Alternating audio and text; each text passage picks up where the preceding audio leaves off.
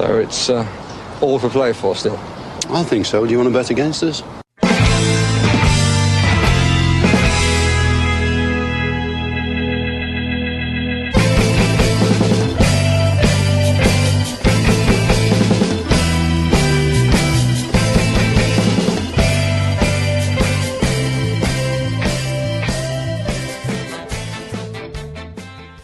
Hello, everybody, and welcome to For the Love of Paul McGrath podcast, and a really special For the Love of Paul McGrath podcast, where I had the opportunity to sit down with Jake Doyle Hayes, former Aston Villa youth and senior player with the club from 2014 up to 2020. We talk about his time at the club, how he got scouted to play with Aston Villa, his loan moves afterwards, and everything that it entailed moving from County Cavan, Ballyjamesduff in County Cavan, over to Birmingham to chase his dream as a professional footballer. Hope you enjoy it, and here comes the interview now.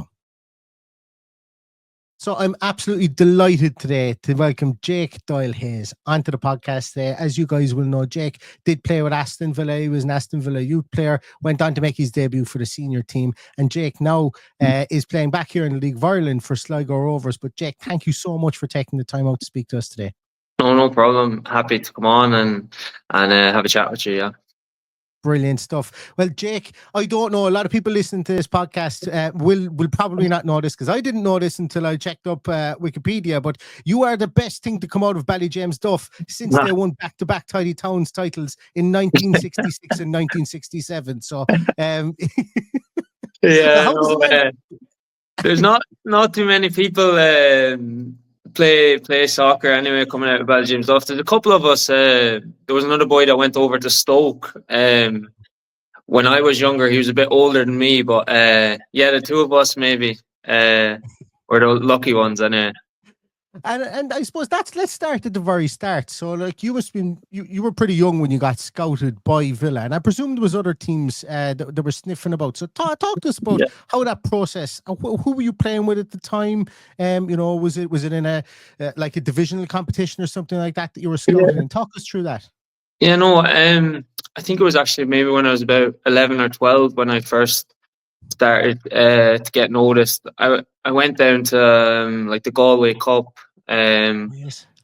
with Cavan Monaghan, so I think that's sort of where I first got noticed. To be honest, all them competitions were so good. Like there were so many scouts coming, so you had a really good chance like to get spotted if you done well. I ended up going to a couple of Kennedy Cups as well, and there's another chance to get spotted. So I ended up going over to, I think it could have been 7 or 8 different Premier League clubs when I was that age, on trial and stuff. But look, getting spotted at that age, it was unbelievable. Like I was delighted, and such a good experience going over to all the different places, seeing all the different academies, meeting all the different coaches, and seeing all the different styles and stuff like that. And to be honest, I was really impressed with Aston Villa, and I think that honestly that would have been my first choice, 100%. And I was delighted to get a chance to sign a contract with them. And it says in your Wikipedia page that you ultimately chose Villa because of former Irish captain Roy Keane being there. Obviously, you being a midfielder there as well, I can see the gravitas that you probably hold that man in. Is that correct? Yeah, no, definitely. I remember first meeting him, I was pretty nervous, like walking into the canteen, and he was sat there. But honestly, like, seeing there were 7 or 8 different Irish players there at the time, and such a family club, and everyone made me feel welcome. So I feel like I fit right in straight away. So that definitely helped make my decision. Yeah. Yeah, because you were pretty young. You were what? Were you just trying to do the maths here? 14, 15? 15, yeah. I just done my junior cert, and then that summer I went over. Yeah. Good stuff. And the manager at the time, Paul Lambert. So if it was if Roy Keane was in there, it would have been Paul Lambert. Yeah, Paul Lambert was there. Yeah. To be honest, I didn't really have too much dealings with him at that stage. It was more had a couple of chats with Roy Keane and stuff, and sort of looking up to the Irish players that were a bit older than me there at the time. And be honest, there were so many academy players getting into the squads at that stage, and I think that was definitely a driving factor for me. Thinking in the future, maybe that could be me getting in a few squads or maybe making my debut, and I'm thankful that it happened in the end. But I think there was such a good pathway at that stage to get into the first team, which was definitely something that I looked at when signing for the club. Yeah. Yeah, and Villa, I suppose, were going through bits and pieces off the field, I think, at the time as well. So, obviously the academy system was in the top of their priority list as well. Who were your youth coaches at Aston Villa, Jake? I had a few. I had Mark Delaney was my under-18s coach. I had Kevin McDonald, Tony McAndrew, Sean Verity. There's so many that it's sort from under 16s, then to under 18s, then to under 21s. It was different changes, but they were sort of the main four coaches that I had. Like they were really good coaches. Like couldn't have asked for anything more from that side. Like they were. I don't want to say old school coaches, but they were sort of like, they would tell you if you done something wrong. They weren't afraid to tell you. But I like that stuff. Like they got everything out of the players and gave us every opportunity to get better and stuff. So yeah. I've always had a big soft spot for Mark Delaney. Even when he was a player with Aston Villa, I love the underdog story, the kind of unvaulted signing, coming to Aston Villa, and basically one of the best slide tacklers in the game at that time. No one would convince me any different, and he'd fight through all those different injuries. As a coach, what was he like as a coach? Obviously having played the game for Villa, being in a lot of people's minds for that period of time, he was a Villa icon, I think, because he was so much of that underdog story. Did he kind of understand how much it would mean for a younger player to kind of make that step up, and was he very encouraging in that aspect? Yeah, definitely. I think he gave us all the confidence in the world to actually put in our heads that we could actually make the step up and play with the first team. He was a really good coach. Like, as I said there, I couldn't have asked for anything more from them. They give you everything that you needed. They put everything in place that you needed to take the next step. He never leave any stone unturned. He was a person that you could speak to on and off the pitch, which made a difference for me going over as a young lad. Probably found it a bit tough in the first couple of years, leaving home and stuff like that. And that helped having a coach that you could speak to off the pitch as well as on the pitch. Yeah. What and to kind of go backwards a small bit there, what goes into that kind of process of making a decision? As you said you people knocking on your door from 12 years of age. 12 years of age. You don't know. You probably don't know how to get to the next town at 12 years of age. Like it's a massive thing to have that. Essentially, have someone come and offer you a career. The potential of a career at 12 years of age. Yeah. Talk to me about the process. Obviously, I presume your parents were very involved in it, and you had people around you that helped you make that decision. Like, what other clubs were involved in it and stuff like that? I know you said Villa were your first choice, obviously, because you went there, but what goes into that decision? We were actually going over to different clubs maybe every second weekend, nearly every weekend. We'd fly over maybe on a Thursday or Friday evening. And come back on the train for a couple of days, playing a game over the weekend, and then come back and then go to school for the week, and then sort of fly out the next weekend. So it was pretty hectic. But yeah, my dad would have to come over with me, obviously, because I was so young and couldn't fly by myself. I think, to be honest, when I first went over, it was sort of surreal. Like, it was like I was coming from Ballyjamesduff. It was like never seen these sort of academies before, just like the way they're training and stuff like that. It was sort of like I had to take a step back and sort of think, am I ready? I didn't really believe sort of at the start, like maybe am I ready for this? Am I good enough to be here? And then sort of as I kept going back, and I sort of started to believe, and then ended up doing quite well at a couple of clubs, and got offered a couple of deals, and yeah, as I said, Aston Villa was the one that I 100% wanted to go from the start when I first walked in the door. But yes, it was every weekend. It was so busy. I was missing school a lot, and to be fair, my school was quite good with it, and I wasn't too. I was happy enough to be missing a bit of school, like, but they were really good. They understood the opportunity I had, and they sort of would send over a bit of work for me to do and stuff like that. But no, yeah, it was a surreal moment when I first walked. I think I first walked in. Maybe I think Chelsea was my first trial, and walking into the training ground just sort of blew me away. So I was like, but no, every experience I had was really positive, and I think it stands to me today. Okay, well, if you weren't too interested in the schoolwork, I'd better mark off. The next question was going to be fully in Irish, and then I was going to have a long division question. We'll mark all those after. We'll skip on to the next. Yeah.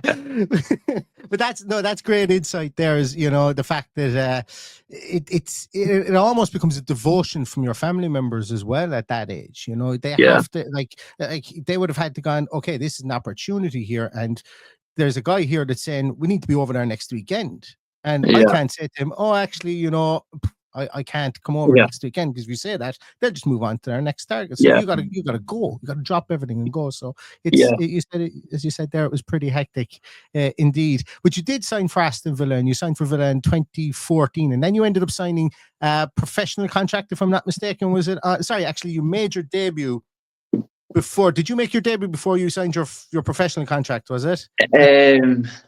Jeez, you brought me on the spot. I might have. I don't even know, to be honest. Because you made your debut in the League Cup against Wigan under Steve Bruce, if I'm not mistaken. Yeah, no, I did, but I can't remember if I'd signed a professional contract before that.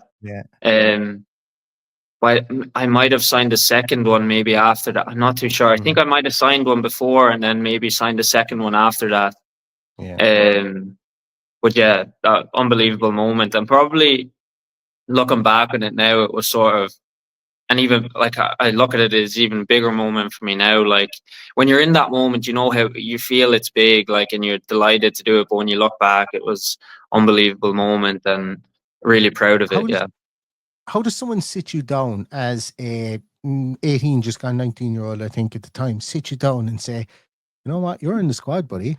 Is it as blunt as that? Or you just like, obviously, were you training with the first team for long prior to that?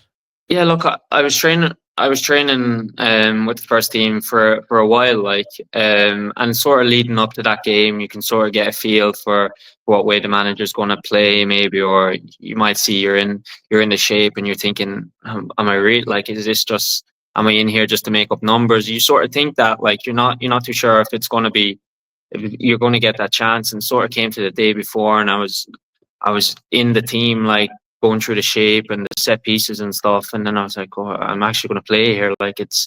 And then the manager spoke to me after and just sort of gave me confidence, like, I've been training well, and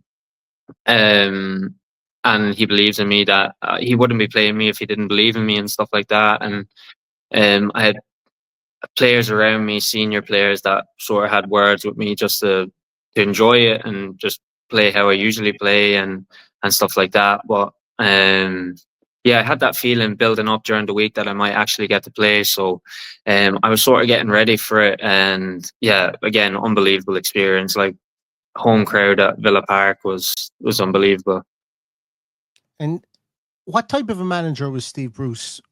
Because I don't know, he's probably been so long in the tooth as a manager. He went into it very quickly after finishing his career and on the field itself.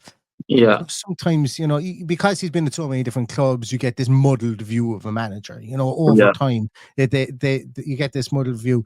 He came into Aston Villa with big fanfare, and to be honest with you, he was somebody who was a specialist at getting people out of the Championship at that time. Yeah. What was he like was he a training ground manager? Was he somebody that was really just an observer? And I mean that in a good way. Did he observe and say, right, I can use bits and pieces from this guy here? Or was he the guy putting out the cones and saying, right, I need everybody getting left, right, and centre here? What way was he in the field? Yeah, no, I think he was pretty hands-on, like, from what I seen as well. Like, obviously I was training up a bit, played a bit. Sometimes I'd be playing with my own age. So from what I seen, I think he was was pretty hands on. I think he got involved in training a lot, and did leave it to his assistants sometimes as well. Like he had a mixture of both. I think he was pretty good with young players. Like he gave players debuts. He had players in squads. I think it was, if you were training well, if he would give you a chance. Like I think the young players felt like they might have a chance, like of getting in squads. I know some managers you might feel like, oh look, I don't think he's going to turn to the young players, or I don't think he's going to really give them a chance. But I feel like all the young players at that point, if we're doing well, we're playing well for our own age, we're training well, when we go up to the first team, we might have a chance to even get in the squad. Because it's interesting, because in that squad for that game against Wigan, there was yourself, there was Callum O'Hare, there was Mitchell Clark as well, who was played at centre half as well, and it was mixed in with some of the Uncle Albert the Doma was in there, Baker Bjarnason, Richie Delat, Scott Hogan up front, so it was interesting that, Mitch Clark, Callum O'Hare and yourself were kind of all put in, but not just put in how, I don't want to make this sound like I'm denigrating it anyway, but you were put in the central midfield to be an engine room there in midfield. Mitch Clark was put in at centre half to be a centre half, and Callum O'Hare was playing behind Scott Hogan to pull the strings. You guys were given a pretty broad spectrum of responsibility in that game, which I think is brilliant to see from that, from that aspect. 100%, yeah. No, it gives you a lot of, as I said, it gives you a lot of confidence when a manager puts you in even to get in a squad. I was delighted to get in a squad. Like I was so happy to be in a squad, but to get a start, like it filled me with loads of confidence. He spoke to me before that, and I said, like, spoke to me about how well I had been training and how well I'd be doing, so I deserved the chance. And the senior players around us helped at that time, and gave us confidence as well. Yeah. What does it? So you've come from that situation there of getting your start from the League Cup and so on, and then probably your mind probably moves towards, okay, I'm going to train my ass off here, and I'm going to try and get better. I'm going to try and put myself in view of the manager here. But most likely, what's going to happen here is, because I'm a younger player, they may send me out on loan for the first 6 months of next year to get senior football. What does that process look like? Obviously, you go out on loan, and your first loan was to Cambridge. If I'm not mistaken, I think it was Cambridge, and then Cheltenham. What does the process of? Is it as simple as Cambridge have come in for you? They're looking for you. To go there on loan. What do you think? Are you presented? Does the club come to you and present you with a couple of clubs and say, we think this club would be best for you to go for your development? Yeah, I think at that moment, Colin Calderwood was the manager of Cambridge, so he had that link to Aston Villa. So that's why it was sort of an easy one for me to go to. And to be honest, it didn't really work out too well, just because I had a few injuries while I was there, and it was only a 6-month loan and didn't really play too much. So I ended up going to Cheltenham then, I think, in the next summer. And that worked out a lot better. I played a lot of games. We had a good run. We got to the, I think, playoff semi-final and stuff like that. So like I gained a lot of experience from that. But I was expecting to go out on loan. Like I didn't expect to play in the first team and walk straight into a first team. Like I know I needed to go out on loan, and I really enjoyed my time at Cheltenham. Like everyone there was really good, and I feel like I got a lot of experience from that and gained a lot of knowledge from that. Yeah. Was Mile Jednek the loans manager at that time, or did he come afterwards? He came just after that. Yeah, just after that. Yeah. So obviously you went on loan, and the next part is probably not a part you want to relive again. But you spoiler alert for everybody. Jake did not stay with Aston Villa, and he did end up moving on to St. Mirren. But what did it look like, I suppose? What's that conversation looks like when a club kind of comes to you and says, unfortunately, you're not really part of our plans going forward? Or was it more of a mutual thing? Did you kind of think yourself, okay, right, time is pushing on, I got to go and get first team football because I love my time at Cheltenham? How does that look? And what kind of conversation was that? And I suppose, who did you have the conversations with within the club?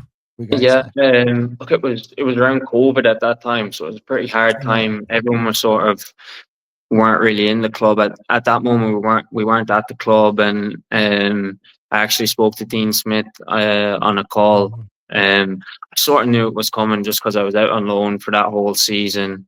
So I knew that was coming, and he spoke to me on the phone and just said, "Look, don't think we're gonna offer you a new contract." And I sort of understood, like I knew, I had a feeling it was coming. So, and not that I was happy to be moving on, but so I know I need to play regularly. I'm getting to that age where I need to be playing all the time. And I knew that wasn't going to be at Aston Villa. So, yeah, look, it was tough at that time to sort of hear that, and because I love my time there. But when I thought about it for a while, it was like probably the right decision, and yeah, it was probably good for me to move on at that point. Yeah. Yeah, and you built your career, you know, at two very good clubs in Scotland, St Mirren and Hibernian as well. Yeah. You know, do you want to talk to me? I suppose what was it like trying to find a club after that? Then, you know, did you like, obviously, if you were expecting it, were you having conversations with your agent prior to that? Was there kind of smoke signals going up without approaching other clubs and so on at that stage, or do you stay away from all that agent stuff and go, no, don't care, just come to me with whatever you have? Yeah, to be honest, I try to stay away from it as much as I can. Like, just try focused on the football, and I think if you're doing well, like he'll sort of get the phone calls. Like, I sort of think that way. It was tough just because it was around COVID. It was sort of hard to get over to clubs and stuff like that. But I ended up signing for St Mirren. I think it was maybe in October, maybe. I think it was around then. I think I was a free agent for a bit and signed for St Mirren in October. Another Irish manager, Jim Godwin, was there at the time. Well, no, I really enjoyed my time there. Like, you stayed there for, I think, maybe 6 or 7 months. No, it was a really good time.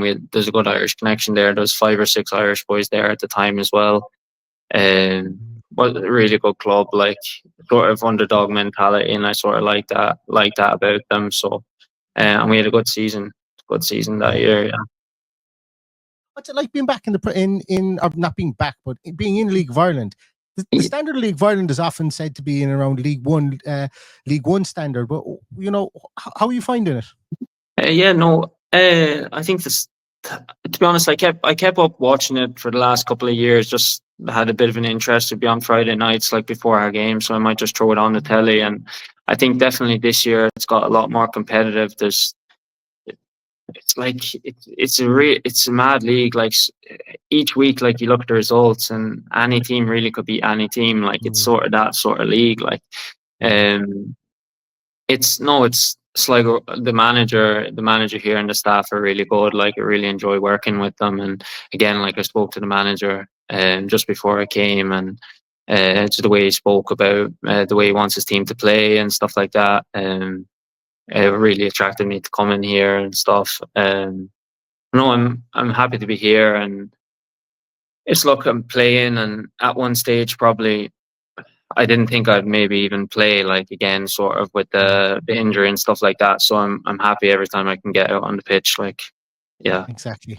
And I do wish you all the best. You know, Sligo Rovers, and Johnny Russell, manager of Sligo Rovers, is a Galway man here as well. Played with Salt Hill Devon, and I'm with Galway United as well there. So I'm sure that you know, that he'll do you well, because he knows the league inside out. And look, does. Thank you so much.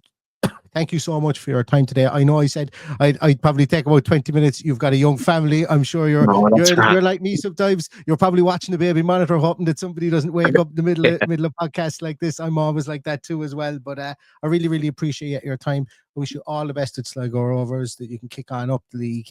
And you know, I would as I say, I wish you all the best at that, and to watch your future holds as well. Thanks very much. Thanks for that. So that was a really good interview. I think we can all agree with Jake. Very open, very honest interview. And it's good to see that process that players will go through from being scouted at such a young age, what their families go through, and then how they get over to play in the UK from such a small town here in Ireland. So I hope you all enjoyed it. We will be coming back with more podcasts over the course of the rest of the week. But in the meantime, stay safe, stay healthy. And all that's left to say is, up the Villa.